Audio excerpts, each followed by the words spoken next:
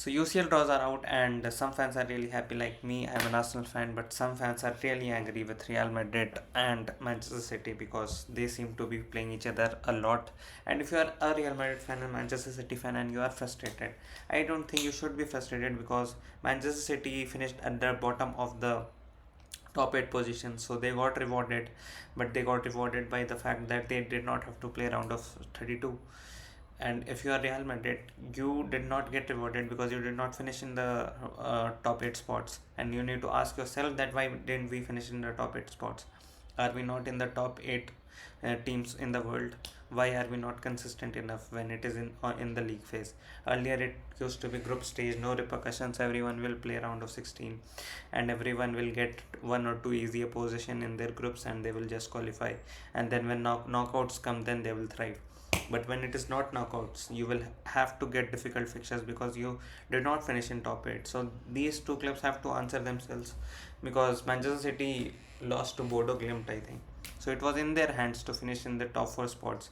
Maybe they would have been here where Barcelona is instead of here, but they gave UEFA a chance to make these fixtures happen, and it is happening again. Anyway, let's analyze what is going to happen. PSG versus Chelsea. I knew when I saw the 16 teams that were there, I knew that if this fixture is possible, we will get a very interesting round of 16, and we have got that, and now we know the paths of who will play who going forward. So it is going to be very interesting. PSG have been very inconsistent. They have been struggling in their league as well, and I don't know. Dembele plays sometimes, doesn't. Kvaratskhelia is coming back from injury. Their front three is not stable. Fabian Ruiz is not playing there. Midfield is not stable. What is stable is their back line, but I don't think that is their strength. I don't think PSG has their strength in their back line. It is mostly the midfield and the pace of the attack they have and the efficiency they have in front of the goal. Fullbacks, obviously, fullbacks are included and fullbacks are intact. They are doing fine like they were last season.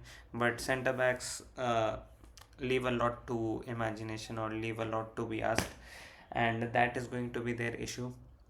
If they cannot possess that much threat that they used in the last season, I don't think they can survive the Chelsea test. Chelsea, a very similar team with pace up front and techie footballers in the midfield. You can play Reece James in the midfield and then the passing from the center. So this is going to be a very interesting game where both teams will like to play their football. Both teams will like to bomb up the field with their fullbacks, creative injection in the middle, and then pay full on pace in the front three. But I feel like Chelsea, just for the fact that they are Premier League club and the Premier League clubs seem to be more ready for these contests. We saw what happened when PSG went to Aston Villa last year. Obviously, Arsenal disappointed a lot and they defeated three Premier League clubs. But I still feel like this is not the same PSG that it used to be. And Chelsea are a club that will fancy their chances against a big club coming to Stamford Bridge. The talent they have, Esteval performing on the biggest stage, I think it is possible. Somehow feel like Chelsea are going through here. So I will do this. Chelsea to go through. Now Liverpool versus Galatasaray. Obviously, we have seen Galatasaray win against Liverpool this season only, but in the span of 180 to 100 minutes, anything is possible because Liverpool are very inconsistent this season. They might turn up, they might not. But what I see from Galatasaray conceding two goals, one man down Juventus, I think that does not show good signs. And they have players like Gundogan who does not play much, feature much, but still they have him, and they rely on Sane as well. So I kind of feel like they are too reliant on goals from Osimhen, and if Virgil van Dijk and Konate can handle him, then I think it is possible for Liverpool to actually easily go through. So I have Liverpool going through here. So we'll have a all Premier League clash. Whatever happens in this clash, it is going to be interesting. We can see a rematch of Liverpool versus PSG last season. We can see a Chelsea versus Liverpool, which is also quite entertaining. Anyone can slip in that game, as we know. Real Madrid versus Manchester City. This I feel like I don't like what Real Madrid is showing up right now. Their manager is new and people don't like him, are confused about him. Their I don't know what their midfield really looks like. What they want? Do they want Jude in there, or do they want Arda Güler in the number 10 position, or do they want Jude Bellingham bombing up the pitch, playing like a second striker? I don't think they have a process that they follow that is going to win them games. And the other day we saw Alba coming up because someone got injured, and they are like, oh my god, Alba, he does not know how to play football. So their back line is always very inconsistent.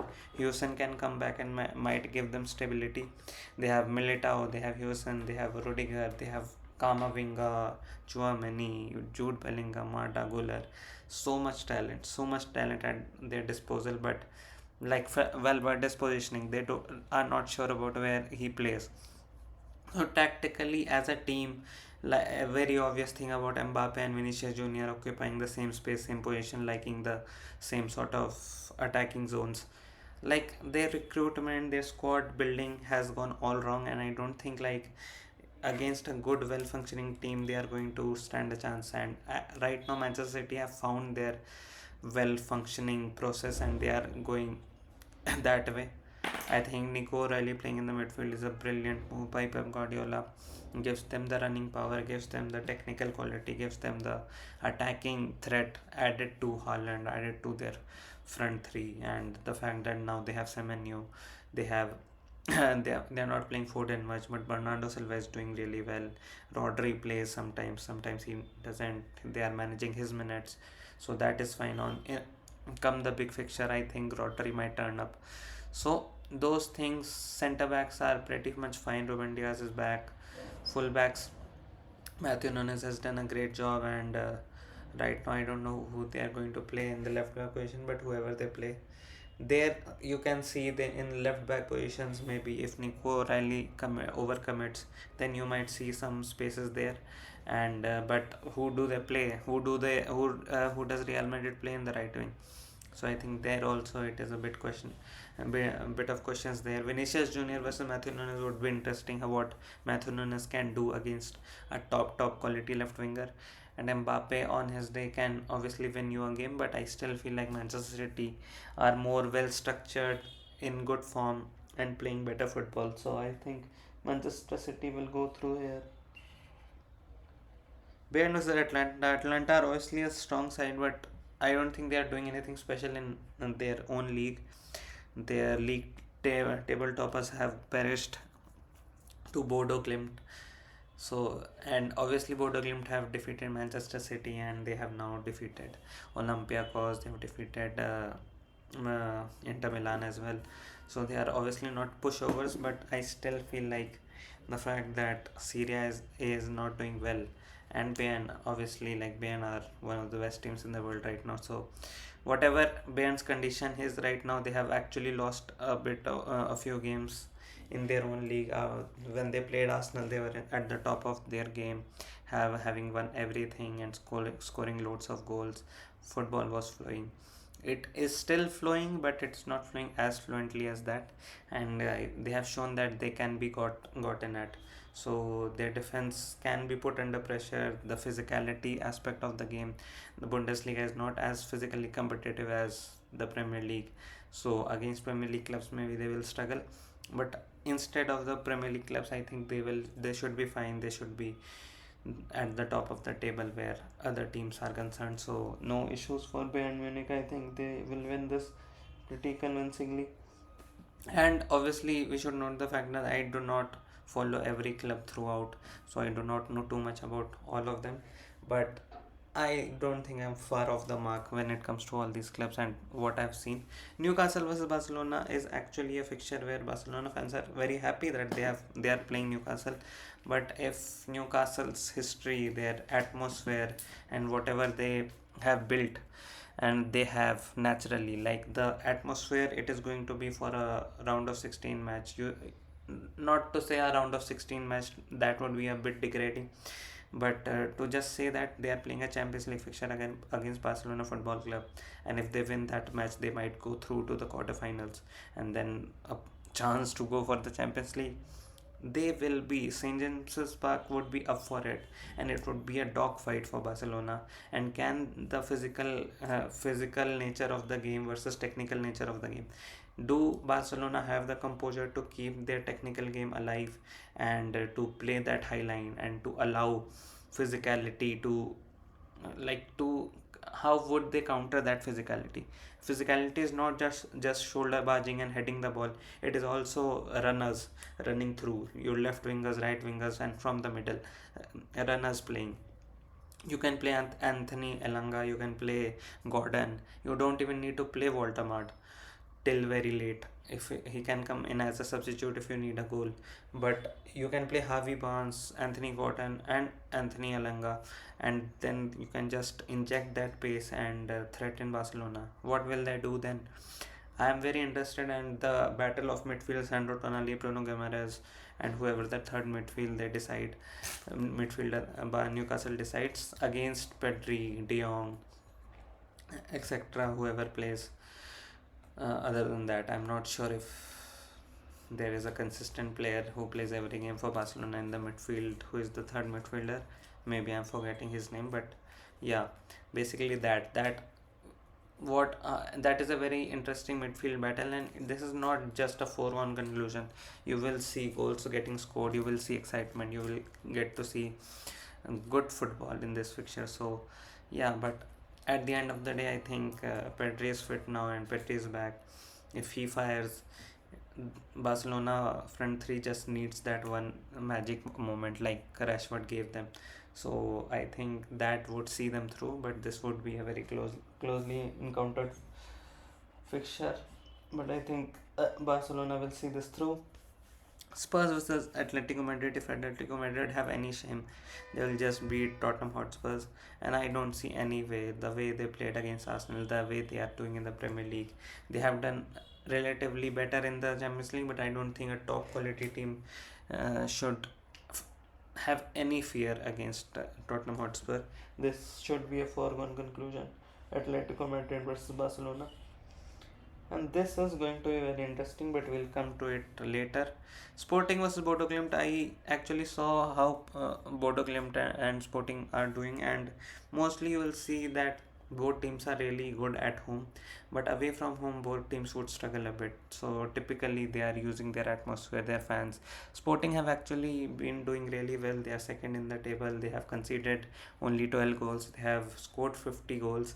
So they are actually uh, by far and away the most attacking side in their league, and they have not conceded too many goals, so they have been pretty dominant. But the fact that they won, I think they won their league last season, so they are second, that won't make them happy. So there has been a little bit of a drop off, but they are doing well. They would be a tough team to beat. Bodo Glimt I saw actually at home.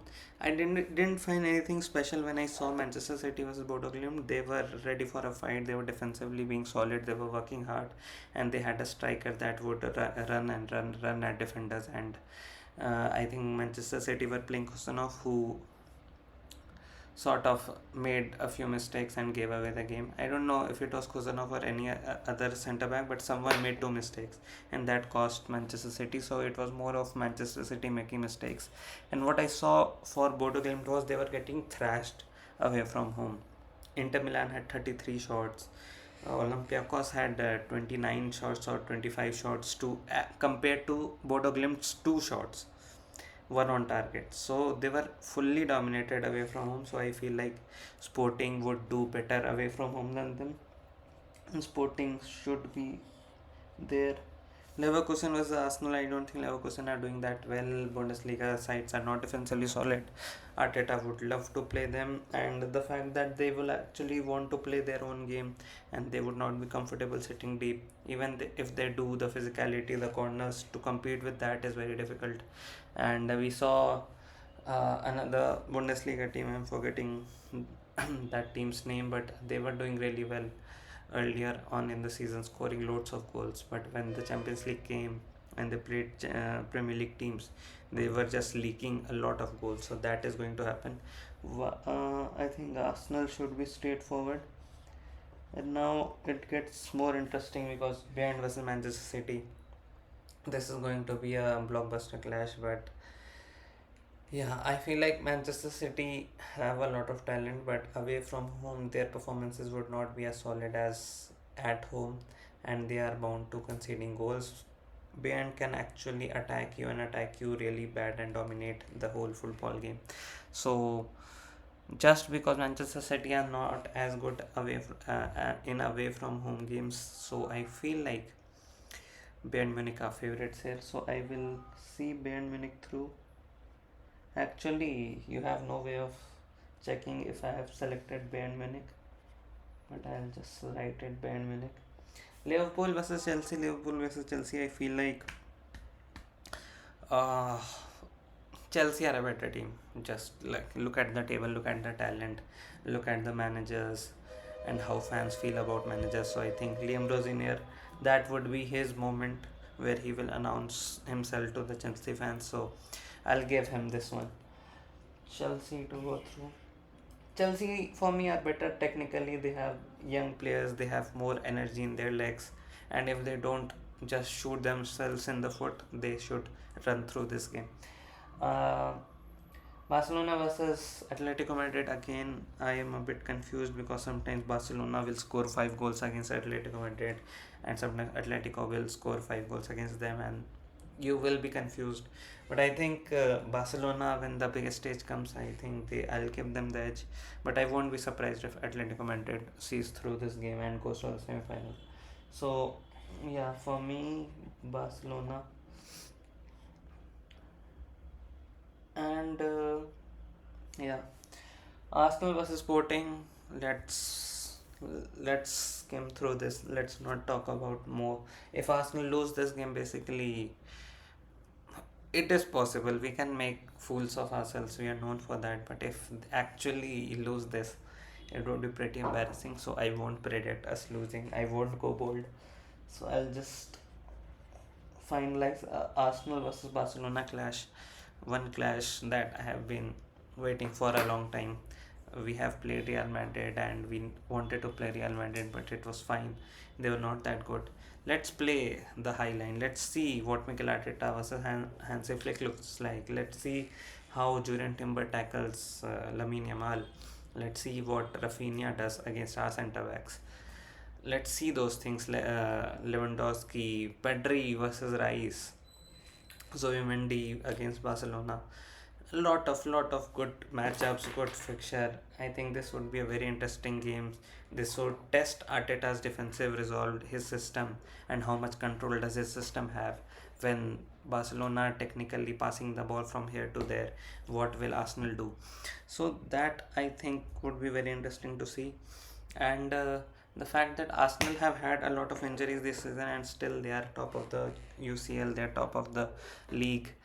I think there has to be a redemption arc now. Like we have to play better football, we have to grow in confidence. We have had enough pressure situations in the past 3 4 years, enough learnings. I think this should be a game where we should show the world that we are ready for the contest. Arsenal are going to the final for me. Arsenal are going to the final. Maybe it would be a heartbreak then, but I don't see them not going to the final. So yeah, Chelsea versus Bayern Munich, again a very interesting game. Repeat of a previous year final. I don't remember which year it was. Obviously, Robin, John Terry, etc. Those names, if you remember, penalty shootouts. But yeah, we have seen these two teams play before, and I think the result should be a bit similar. It is that sort of a clash where Chelsea might win 2-1 at home, but Bayern Munich will win 3-1 at their home. That sort of picture where it would not be that, it would be a 5-3 scoreline, which is very competitive. Like Bayern go 3-1 in the last minute, or Chelsea score a winner at Stamford Bridge in the last minute. That sort of a fixture. Both teams technically good. Chelsea a bit inexperienced, a bit weak at the central defensive positions, so that is where it is going to cause them.